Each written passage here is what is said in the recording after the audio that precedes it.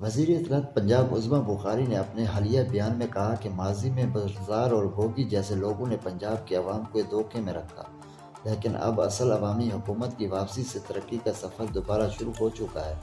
انہوں نے بانی پی ٹی آئی پر طنز کرتے ہوئے کہا کہ اڈیالہ جیل کا مستقل رہائشی اب شدید فرسٹریشن کا شکار ہے، کیونکہ ان کی انتشار پسندی کی سیاست نے اپنوں کو بھی دور کر دیا ہے۔ عظمی بخاری کے مطابق کرسی کے بچانے کی فکر میں ڈوبے لوگ ابھی بھی عوامی طریقے چلانے کے قابل نہیں رہے۔ وزیر دفاع خواجہ آصف نے غزہ پیس بورڈ میں پاکستان کی شمولیت کی دعوت کو ایک سنہری موقع قرار دیتے ہوئے کہا کہ وزیر اعظم شہباز شریف فلسطین کی آزادی اور حقوق کے لیے بھرپور آواز اٹھائیں گے۔ وزیر کا مزید کہنا تھا کہ دو ریاستی حل پر پوری دنیا متفق ہے اور پاکستان غزہ کے مستقبل کے روڈ میپ میں کلیدی کردار ادا کر سکتا ہے، تاہم انہوں نے ابھی فوج بھیجنے کے معاملے پر کسی بھی قسم کے تبصرے سے گریز کیا۔ ملک بھر میں شبان المعظم کا چاند نظر نہیں آیا۔ اب یکم شعبان 21 جنوری بروز بدھ کو ہوگی۔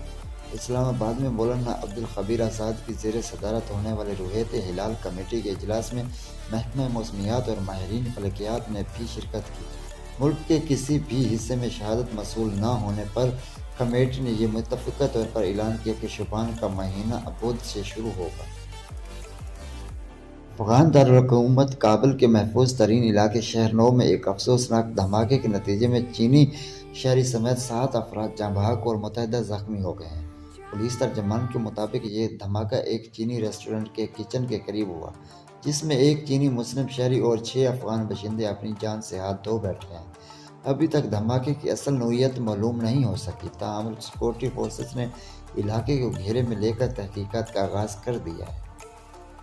ایران کی پارلیمنٹ کے اسپیکر محمد باقر نے امریکی دھمکیوں کا منہ توڑ جواب دیتے ہوئے کہا کہ سپریم لیڈر آیت اللہ خامنئی تنہا نہیں ہے، بلکہ وہ پوری ایرانی قوم کی جان اور پہچان ہے۔ انہوں نے ٹرمپ کو خبردار کیا کہ حالیہ مظاہرے امریکی مداخلت کا نتیجہ تھے، لیکن اب ایران کے بہادر کون اپنے لیڈر کی قیادت میں آپ کو اور آپ کے اتحادیوں کو ذلت کا مزہ چکھائے گی۔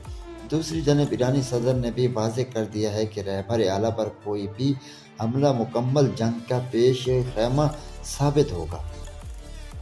مقبوضہ جموں کشمیر کے ضلع کشتواڑ میں محاصرے اور تلاشی آپریشن کے دوران بھارتی فوج پر بڑا حملہ ہوا ہے، جس میں ایک فوجی ہلاک اور 7 اہلکار شدید زخمی ہو گئے۔